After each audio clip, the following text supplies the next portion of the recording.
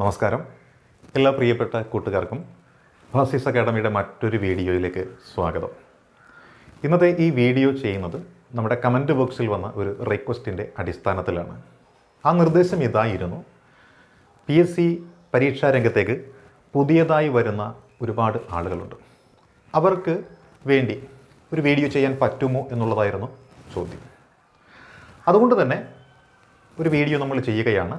പക്ഷേ ഇത് തുടക്കക്കാർക്ക് വേണ്ടി മാത്രമല്ല, പരീക്ഷ എങ്ങനെ എഴുതണം, ഏത് രീതിയിൽ തയ്യാറെടുക്കണം എന്ന് ആഗ്രഹിക്കുന്ന എല്ലാവർക്കും ഈ വീഡിയോ പ്രയോജനം ചെയ്യും എന്ന് പറഞ്ഞുകൊണ്ട് നമ്മൾ കടക്കുകയാണ്. ഇതിൻ്റെ ആ ഒരു ടൈറ്റിൽ കാണുമ്പോൾ നിങ്ങളിൽ പലർക്കും ഒരു സംശയം തോന്നും, അല്ലേ? എന്താണത്? കണ്ടാൽ അറിയില്ല, പക്ഷേ കൊണ്ടാൽ അറിയും, ഉൾക്കൊണ്ടാൽ മാത്രം അറിയും, അല്ലേ? ഉൾക്കൊള്ളുക, അതാണ് പ്രധാനം. ഇപ്പം നിങ്ങൾ ഈ ഒരു വീഡിയോ കണ്ടതുകൊണ്ട് നിങ്ങളെ സംബന്ധിച്ചോ എന്നെ സംബന്ധിച്ചോ യാതൊരു പ്രയോജനവും ഉണ്ടാവാൻ പോകുന്നില്ല. എന്നാൽ നിങ്ങളത് ഉൾക്കൊണ്ട് കഴിഞ്ഞാലോ എനിക്കും നിങ്ങൾക്കും പ്രയോജനമുണ്ട്. കാരണം പറയുന്ന കാര്യങ്ങൾ അതേ രീതിയിൽ ഉൾക്കൊള്ളുവാൻ നിങ്ങൾ തയ്യാറാണെന്നുണ്ടെങ്കിൽ അതെനിക്കൊരു പ്രോത്സാഹനമാണ്. അതേപോലെ ഉൾക്കൊണ്ട് കണ്ട് കഴിഞ്ഞാലോ അത് നിങ്ങൾക്ക് ഭാവിയിൽ ഒരുപാട് ഗുണം ചെയ്യും. നമുക്കൊരു ഉദാഹരണം പറയാം, അല്ലേ? എന്തായിരിക്കാം? നമ്മുടെ ചുറ്റും വായു ഉണ്ട്. പക്ഷേ വായു ഉണ്ട് എന്നല്ലാതെ അതിനെ നമ്മൾ അറിയുന്നില്ല. അതറിയണമെന്നുണ്ടെങ്കിൽ എന്ത് ചെയ്യണം? ശക്തമായ ഒരു കാറ്റ് വീശണം. അതല്ലെങ്കിൽ നമ്മൾ കടൽക്കരയിൽ പോയി നിൽക്കണം, അല്ലേ? കടൽക്കരയിൽ പോയി നിൽക്കുമ്പോൾ കാറ്റ് വീശുമ്പോൾ നമ്മുടെ ശരീരത്തിൽ കാറ്റിങ്ങനെ അടിച്ചു കൊള്ളുമ്പോഴാണ് നമ്മൾ അറിയുന്നത് വായു ഉണ്ട് എന്ന് നമുക്ക് ബോധ്യപ്പെടുന്നത്. അതേപോലെ ഒരു മുറിയിൽ, അല്ലെ, ഫാനിൻ്റെ ചുവട്ടിലിരിക്കുമ്പോൾ മാത്രമാണുള്ളത് അറിയുന്നത് എന്താണ്? ആ വായു നമ്മളിലേക്ക് സ്പർശിക്കുന്നതായിട്ട് നമ്മൾ അറിയുന്നത്. അപ്പോൾ അതേപോലെ നമ്മുടെ ചുറ്റുപാടുമുള്ളതിനെ നമ്മൾ അറിയണം, മനസ്സിലാക്കണം, അതനുസരിച്ച് പ്രവർത്തിക്കണം. അതിനു മുൻപായിട്ട് നിങ്ങളോടൊരു ചോദ്യം അങ്ങോട്ട് ഞാൻ ചോദിക്കുകയാണ്. ഒന്ന് ശ്രദ്ധിച്ച് കേൾക്കുക. ഒരു സെക്കൻഡ് സമയം തരാം, ഉത്തരം ചെയ്യാൻ പറ്റുമോ? 6ഉം 60ഉം 20ഉം 14ഉം എത്രയാണ്? 6ഉം 60ഉം 20ഉം 14ഉം 25ഉം എത്രയാണ്? 6ഉം 60ഉം 20ഉം 14ഉം 70ഉം എത്രയാണ്? ഇങ്ങനെ അങ്ങോട്ട് ചോദിച്ചു കഴിഞ്ഞാൽ എല്ലാവരുടെയും കണ്ണുകൾ പല കോണുകളിലേക്കും പോകും, അല്ലേ? മനസ്സിലിങ്ങനെ കണക്ക് കൂട്ടും. 2-3 ആവർത്തി കൂട്ടിക്കഴിയുമ്പോൾ നമുക്ക് ഒരു ഉത്തരം കിട്ടും. എത്രയാണ്? 6, 60, 66, 20, 86, 14, അല്ലേ? എത്രയാണ്? 100ആണ്. അപ്പം 100 എന്ന് പറയുന്നത് നമുക്ക് കിട്ടി. പിന്നെ നമ്മൾ ചോദിച്ച 2 ചോദ്യങ്ങൾ എത്രയാണ്? 6ഉം 60ഉം 20ഉം 14ഉം 25. സിമ്പിളാണ്, 125. 6ഉം 60ഉം 20ഉം 14ഉം 70 എത്രയാണ്? 170ആണ്. നമുക്കെങ്ങനെ ഈ എളുപ്പത്തിൽ എത്തിച്ചേരാൻ സാധിച്ചത് മറ്റൊന്നും കൊണ്ടല്ല, ഇത് മനസ്സിലാക്കിയത് കൊണ്ട് മാത്രമാണ്. ഇതെന്തായിരുന്നു? ഇത് അടിസ്ഥാനമായിരുന്നു. ഇതിനോടാണ് മറ്റ് ഘടകങ്ങൾ നമ്മൾ എന്ത് ചെയ്തത്? കൂട്ടിച്ചേർത്തത്. അപ്പോൾ എന്തിനും ഒരു അടിസ്ഥാനമുണ്ട്, അത് മറക്കാതിരിക്കുക എന്നുള്ളതാണ് തുടക്കക്കാരായാലും ഈ മേഖലയിൽ വന്നിട്ട് ഒരുപാട് കാലം ആയിട്ടുള്ളവരാണെങ്കിലും ശ്രദ്ധിക്കേണ്ടുന്നത്. കാരണം അടിസ്ഥാനമില്ലെന്നുണ്ടെങ്കിൽ എന്താണ്? എത്രയൊക്കെ ഉയർത്തി പണിത് കഴിഞ്ഞാലും അതെല്ലാം ഒരു കാറ്റ് വീശുമ്പോൾ ചീട്ടുകൊട്ടാരം പോലെ തകർന്ന് അടിയും.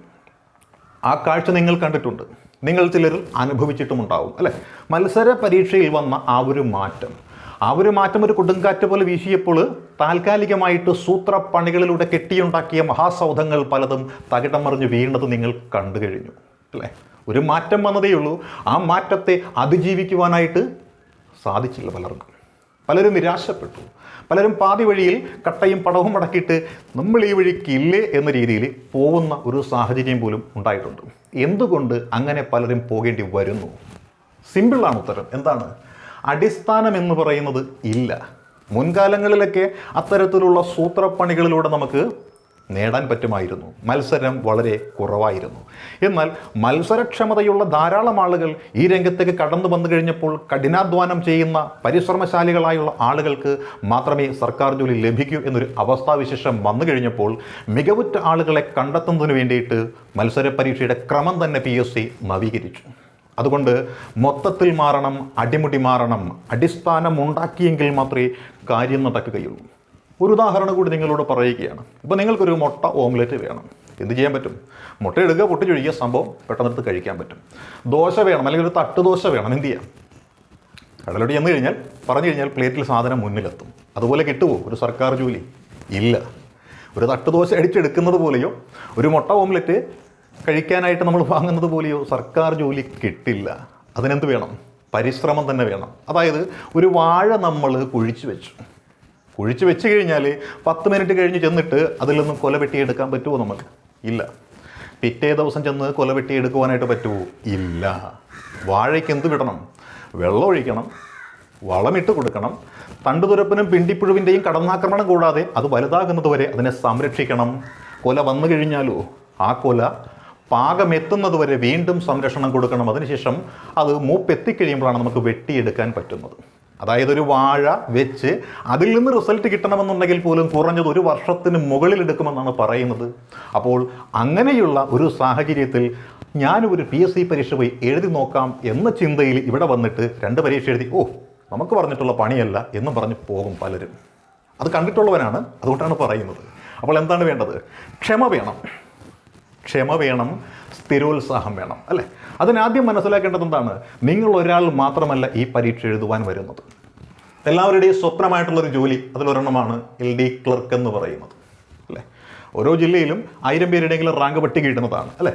ഓരോ ജില്ലയിലും ശരാശരി 1 ലക്ഷത്തോളം ആളുകൾ എഴുതുന്നതാണ്. അപ്പോൾ LDCക്ക് വേണ്ടുന്ന എത്രയാണ്? 10th ലെവലാണ് പാസ്സാവേണ്ടത്. അപേക്ഷിക്കുന്ന ആൾക്കാരുടെ എണ്ണം എത്രയാണ്? നമുക്കറിയാം, അല്ലേ? ഓരോ ജില്ലയിലും ശരാശരി 1 ലക്ഷത്തോളം ആളുകളാണ് ഈ പരീക്ഷ എഴുതുവാനായിട്ട് വരുന്നത്. റാങ്ക് പട്ടികയിൽ ഉൾപ്പെടുന്ന ആൾക്കാർ എത്രയാണ്? അത് വെറും 1000 മാത്രമാണ് റാങ്ക് പട്ടികയിൽ ഉൾപ്പെടുന്നത്. അതായത് 1 ലക്ഷത്തിൽ നിന്നും 1000 പേർ എന്ന് പറയാൻ നേരത്ത് 100ൽ ഒരാൾ, ഈ വീഡിയോ കണ്ടുകൊണ്ടിരിക്കുന്ന 100 പേരിൽ ഒരാൾക്ക് മാത്രമാണ് സർക്കാർ ജോലിക്ക് സാധ്യത എന്നാണ് ഞാനിപ്പോൾ പറയുന്നത്. അപ്പോൾ 100ൽ ഒരാളായെങ്കിൽ മാത്രമേ, പരീക്ഷ എഴുതുന്ന 100 പേരിൽ ഒരാളായെങ്കിൽ മാത്രമേ നിങ്ങൾക്ക് എന്ത് കിട്ടുകയുള്ളൂ? ജോലി സാധ്യതയുള്ളൂ എന്നാണ് പറയുന്നത്. അതേതിലേ? 10th ലെവലിലാണ് പറയുന്നത്. അതേപോലെ തന്നെ നമ്മൾ എന്ത് നോക്കുന്നു? ഒരു ഡിഗ്രി ലെവൽ, അല്ലേ? ഡിഗ്രി ലെവലിൽ സെക്രട്ടേറിയറ്റ് അസിസ്റ്റൻ്റ് എന്ന് പറയുന്ന ആ ഒരു തസ്തിക നമുക്ക് എടുക്കാം, അല്ലേ? സെക്രട്ടേറിയറ്റ് അസിസ്റ്റൻ്റ് പരീക്ഷയ്ക്ക് എത്ര ആളുകൾ ആപ്ലിക്കേഷൻ അയക്കുമെന്ന് അറിയാമല്ലോ നമുക്ക്. ഏകദേശം 8 ലക്ഷത്തോളം ആളുകൾ അപേക്ഷ അയക്കും. ഈ 8 ലക്ഷത്തോളം ആളുകളിൽ നിന്നും നിയമനം ലഭിക്കുന്ന എത്ര പേർക്കാണ്? റാങ്ക് പട്ടികയിൽ ഉൾപ്പെടുന്ന ആൾക്കാർ എത്ര പേരാണ്? ഒരു 800ഓളം ആളുകൾ, അത്രയും പേര് വരികയുള്ളൂ. അവിടെയും സാധ്യത എത്രയാണ്? 8 ലക്ഷത്തിൽ നിന്ന് 800ലേക്ക് എത്തണമെന്നുണ്ടെങ്കിൽ എത്ര വരും? അത് തന്നെ നമുക്കറിയാം, അല്ലേ? 8 ലക്ഷത്തിൽ നിന്ന് 800ലേക്കാണ് നമ്മൾ വരേണ്ടത്, അല്ലേ? 10% എന്ന് പറയുമ്പോൾ 80,000, 1% എന്ന് പറയുമ്പോൾ 800. അതാണ് അവസ്ഥ, അല്ലേ? അപ്പോൾ അതാണ് നമ്മളിവിടെ ശ്രദ്ധിക്കേണ്ടത്. അപ്പോൾ 1% തന്നെയാണ് ഇവിടെയും വരുന്നത് എന്ന് മനസ്സിലാക്കുക. 1% ആളുകളാണ് ഇവിടെയും വരിക. 8 ലക്ഷത്തിൽ നിന്ന് നമ്മൾ 800ലേക്ക് ചുരുങ്ങുകയാണ്. 10% എന്ന് പറയുമ്പോൾ 80,000. അപ്പോൾ അത് 1% എന്ന് പറയുന്നത് 8,000 പോട്ടെ. അപ്പോൾ നോക്കിയാൽ 8,000 പേരുടെ റാങ്ക് പട്ടിക ഇട്ടെങ്കിൽ മാത്രമാണ് നമ്മൾ 1%ത്തിലേക്ക് വരുന്നത്. ഇനി അത് വീണ്ടും കുറഞ്ഞു കഴിഞ്ഞാലോ 0.1% വരുന്നത്. അതായത് 1000ൽ ഒരാൾ എന്ന രീതിയിൽ നമ്മൾ എടുക്കേണ്ടി വരും. സെക്രട്ടേറിയറ്റ് അസിസ്റ്റൻ്റ് പരീക്ഷയ്ക്കാണെന്നുണ്ടെങ്കിൽ 1000ൽ ഒരാളാണ് സാധ്യതയായിട്ട് വരുന്നത്. ഡിഗ്രി ലെവലാണെന്നുണ്ടെങ്കിൽ 1000ൽ ഒരാൾക്കാണ് സാധ്യത. LDC പോലെ 10th ലെവലാണെന്നുണ്ടെങ്കിൽ അത് 100ൽ ഒരാൾക്ക് എന്ന് നമുക്ക് പറയാൻ പറ്റും. അപ്പോൾ നിങ്ങളുടെ അടിസ്ഥാന യോഗ്യത വെച്ച് നിങ്ങൾ പഠിക്കാൻ തുടങ്ങിയാൽ പഠനം എന്ന് പറയുന്നത് ചുമ്മാ ഈസി ആയിട്ട് ചെയ്യാൻ പറ്റുന്നൊരു കാര്യമല്ല. അതിന് ചില ചിട്ടകളും വട്ടങ്ങളും ഒക്കെയുണ്ട്. പരിശീലനം എന്ന് പറയുന്നത് നിതാന്തമായൊരു പരിശീലനം വേണം. നിങ്ങൾ പലരെയും കണ്ടു കാണും. ഞാൻ സ്വയം പഠിച്ചാണ് ജോലി മേടിച്ചത് എന്ന് നിങ്ങളുടെ മുന്നിൽ ആർജവത്തോടും അഭിമാനത്തോടും കൂടിയൊക്കെ പറയുന്ന ആളുകളെ നിങ്ങൾ കണ്ടു കാണും, അല്ലേ? അതൊന്നും പൂർണ്ണമായിട്ട് വിശ്വസിക്കേണ്ട യാതൊരു കാര്യമില്ല, അല്ലേ? സാക്ഷാൽ ഏകലവ്യൻ പോലും മനസ്സുകൊണ്ടൊരു ഗുരുവിനെ വണങ്ങിയും നമിച്ചാണ് പഠനം തുടങ്ങിയത്. നിങ്ങൾക്കറിയാം, ദ്രോണാചാര്യർ, അല്ലേ? ശിഷ്യനാക്കില്ല എന്ന് പറഞ്ഞു വിട്ടിട്ടും ദ്രോണാചാര്യരുടെ ഒരു പ്രതിമയുണ്ടാക്കി അതിന് മുന്നിൽ നിന്ന് അഭ്യാസം നടത്തി പോയ ആളാണ് ആര്? ഏകലവ്യൻ. അപ്പോൾ അങ്ങനെയുള്ള ഏകലവ്യന് പോലും എന്നുണ്ട് മനസ്സാ ഒരു ഗുരുവുണ്ടായിരുന്നു, മാർഗ്ഗനിർദ്ദേശം നൽകുവാൻ ഒരാളുണ്ടായിരുന്നു. അപ്പോൾ സർക്കാർ സർവീസിലെത്തിയ ഏതൊരാൾക്കും മാർഗ്ഗനിർദ്ദേശങ്ങൾ കൊടുക്കുവാൻ ഒരു ഗൈഡ് ഉണ്ടായിട്ടുണ്ടാവും. പക്ഷെ അത് പുറത്ത് പറയാനുള്ള മടി കൊണ്ടും പറഞ്ഞു കഴിഞ്ഞാൽ ഞാൻ ചെറിയവനായി പോവില്ല എന്ന ചിന്ത കൊണ്ടും പലരും പറയും എനിക്ക് ഗുരുക്കന്മാർ ആരും ഇല്ലായിരുന്നു, ഞാൻ സ്വയംഭൂവായിട്ടാണ് കാര്യങ്ങളെല്ലാം ചെയ്തത് എന്നൊക്കെ പലരും പറഞ്ഞേക്കാം. എനിക്കാണെങ്കിൽ ഒരുപാട് ഗുരുക്കന്മാരുണ്ട്. ആരുടെയും പേര് പറയാത്തത് മറ്റൊന്നും കൊണ്ടല്ല, ആരുടെയെങ്കിലും ഒരാളുടെ പേര് മിസ് ചെയ്യപ്പെട്ടു പോയിട്ടുണ്ടെങ്കിൽ ആ ഗുരുവിന് ഒരുപാട് വിഷമം ഉണ്ടാകും. അതുകൊണ്ട് മാത്രമാണ് എന്നെ ഈ രീതിയിൽ എത്തിച്ച 100 കണക്കിന് ഗുരുക്കന്മാരെ സ്മരിച്ചുകൊണ്ടാണ് ഇത് പറയുന്നത്. അപ്പോൾ നമ്മൾ പറയുന്നത് എന്താണ്? പരീക്ഷയ്ക്ക് നമ്മൾ തയ്യാറെടുക്കണം. എങ്ങനെ തയ്യാറെടുക്കണം, ഏത് രീതിയിൽ തയ്യാറെടുക്കണം? സാക്ഷാൽ ഉസൈൻ ബോൾട്ടിൻ്റെ കാര്യം നമുക്ക് എടുക്കാം അല്ലേ. ഉസൈൻ ബോൾട്ടിനെ ഓടി 1ാം സ്ഥാനത്ത് എത്തിയത് കിടക്കപ്പായയിൽ നിന്ന് എഴുന്നേറ്റ് ഒരു സുപ്രഭാതത്തിൽ ഓടിയത് കൊണ്ടല്ല. അദ്ദേഹത്തിന് നിരന്തരമായ പരിശീലനം ഉണ്ടായിരുന്നു അല്ലേ. 2008-ലും 2012-ലും 2016-ലും ഒളിമ്പിക്സിൽ ട്രിപ്പിൾ അടിക്കാനായിട്ട് ഉസൈൻ ബോൾട്ടിന് സാധിച്ചത് ആ നിതാന്തമായ പരിശീലനം ഒന്നുകൊണ്ട് മാത്രമാണ് അല്ലേ. അതിന് അദ്ദേഹത്തിന് ഒരു ഗ്രൗണ്ട് ഉണ്ടായിരുന്നു, കൂടെ ഓടുവാനായിട്ട് ആളുകളുണ്ടായിരുന്നു, തെറ്റുകളും കുറ്റങ്ങളും കണ്ട് പറഞ്ഞു കൊടുക്കുവാനായിട്ട് ഒരു പരിശീലകനും ഉണ്ടായിരുന്നു, മാർഗനിർദ്ദേശങ്ങൾ നൽകുന്ന ആ ഒരു ഗൈഡും ഉണ്ടായിരുന്നു. അപ്പോൾ എല്ലാ സൗകര്യങ്ങളും നമുക്ക് വേണം. അത് സൗകര്യങ്ങൾ നമുക്ക് സാമ്പത്തിക ലാഭമുള്ള അല്ലെങ്കിൽ സാമ്പത്തികമായിട്ട് നേട്ടമുള്ള രീതിയിലും ഉണ്ടാകും, അല്ലാതെയും ഉണ്ടാകും. സമ്പത്തുള്ളവർക്ക് അതിന് മുടക്കുന്നതിന് യാതൊരു തരത്തിലുള്ള ബുദ്ധിമുട്ടും കാണിക്കേണ്ടതില്ല. കാരണം എന്താണ്, നമ്മുടെ സന്തോഷത്തിന് വേണ്ടിയിട്ട് നമ്മൾ പൈസ ഒരുപാട് ചിലവാക്കും. എന്നാൽ നമ്മളുടെ സ്വകാര്യമായൊരു ആവശ്യത്തിന് വേണ്ടി പണം ചിലവാക്കുന്നത് കൊണ്ട് ഒരു തെറ്റില്ല. ഒരു പുസ്തകം വാങ്ങിക്കുന്നത് കൊണ്ടോ അതല്ലെന്നുണ്ടെങ്കിൽ എവിടെയെങ്കിലും നിങ്ങളുടെ സമീപ പ്രദേശത്തുള്ള അറിവും കാര്യപ്രാപ്തിയുമുള്ള ആരെയെങ്കിലും കണ്ട് ദക്ഷിണ കൊടുത്ത് പഠിക്കുന്നത് കൊണ്ടോ ഒരു തെറ്റുമില്ല. കാരണം അറിവ് എന്ന് പറയുന്നത് നേടിക്കഴിഞ്ഞാൽ അത് നിങ്ങളുടെ ആയുഷ്കാലം മൊത്തം നിൽക്കുന്ന ഒന്നാണ് എന്ന് മാത്രമാണ് പറയാനുള്ളത്. അപ്പോൾ ഇവിടെ നിങ്ങളോട് എനിക്ക് പറയാനുള്ള കാര്യം എന്ന് വെച്ചാൽ, ഇപ്പോൾ നമ്മൾ തമ്മിൽ ഒരിക്കലും കാണുമെന്ന് പോലും പ്രതീക്ഷിക്കുന്നില്ല. ഈ ഒരു വീഡിയോയിലൂടെ മാത്രമായിരിക്കും നിങ്ങൾ എന്നെ കാണുന്നത്, നമ്മുടെ കമൻറ്റ് ബോക്സിലൂടെ മാത്രമായിരിക്കും നമ്മൾ ചിലപ്പോൾ സംസാരിക്കുന്നത്. അതുകൊണ്ട് പ്രിയപ്പെട്ട ഉദ്യോഗാർത്ഥികളോട് എനിക്ക് പറയാനുള്ളൊരു കാര്യം എന്ന് വെച്ചാൽ ഇത്ര മാത്രമേ അടിസ്ഥാനമാണ് മെച്ചപ്പെടുത്തേണ്ടത്. അങ്ങനെ അടിസ്ഥാനം ഉണ്ടാക്കി എടുത്തെങ്കിൽ മാത്രമേ നമുക്ക് ഇനി മുന്നോട്ട് പോകുവാനായിട്ട് സാധിക്കുകയുള്ളൂ. നിങ്ങളുടെ അടിസ്ഥാനം ഉറപ്പിക്കുന്നതിന് വേണ്ടിയിട്ടാണ് നിങ്ങൾക്കായിട്ട് വീഡിയോ ക്ലാസ്സുകൾ നമ്മളുടെ ചാനലിൻ്റെ പ്ലേലിസ്റ്റിൽ ഇട്ട് വെച്ചിരിക്കുന്നത്. ഇപ്പോൾ ക്ലാസ്സുകൾ നമ്മൾ കുറേശ്ശെ വിധം ഇട്ട് തുടങ്ങുന്നുണ്ട്. ഇനി മുതൽ എല്ലാ ദിവസവും ക്ലാസ്സുകൾ ഇട്ട് നൽകണമെന്ന് തന്നെയാണ് ആഗ്രഹിക്കുന്നത്. നിങ്ങൾക്ക് ഏറ്റവും കൂടുതൽ പ്രയാസമുണ്ടാക്കുന്ന ചില വിഷയങ്ങളുണ്ട്. ആ വിഷയങ്ങളുടെ പ്ലേലിസ്റ്റ് രൂപീകരിച്ച് അതിലേക്ക് ഇപ്പോൾ വീഡിയോകളെല്ലാം ഇട്ടുകൊണ്ടിരിക്കുകയാണ്. അപ്പോൾ നിങ്ങൾ എന്ത് ചെയ്യുക, ആ വീഡിയോകൾ കാണുക. കണ്ടതിന് ശേഷം എന്ത് ചെയ്യുക, എങ്ങനെ തയ്യാറെടുക്കാം എന്ന രീതിയിൽ നമുക്ക് പഠിക്കാം. അതായത് നിങ്ങൾ ചോദ്യപേപ്പർ നിങ്ങളുടെ കയ്യിൽ കിട്ടിക്കഴിയുമ്പോൾ 100 ചോദ്യങ്ങളുണ്ടാകും. ഈ 100 ചോദ്യങ്ങളിൽ 50 ചോദ്യങ്ങൾ നമുക്ക് അങ്ങോട്ട് മാറ്റാം. കാരണം അത് പ്രിലിമിനറി പരീക്ഷയ്ക്ക് ഇംഗ്ലീഷിനും കണക്കിനും മലയാളത്തിനും ഉള്ളതാണ്. ബാക്കി ഒരു 50 ചോദ്യങ്ങളുണ്ട്.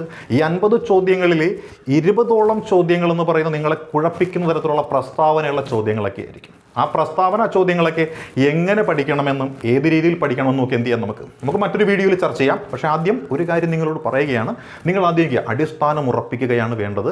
അടിസ്ഥാനം ഉറപ്പിക്കുന്ന രീതിയിലുള്ള ക്ലാസ്സുകൾ നമ്മുടെ ചാനലിൻ്റെ പ്ലേലിസ്റ്റിൽ ഇട്ടിട്ടുണ്ട്.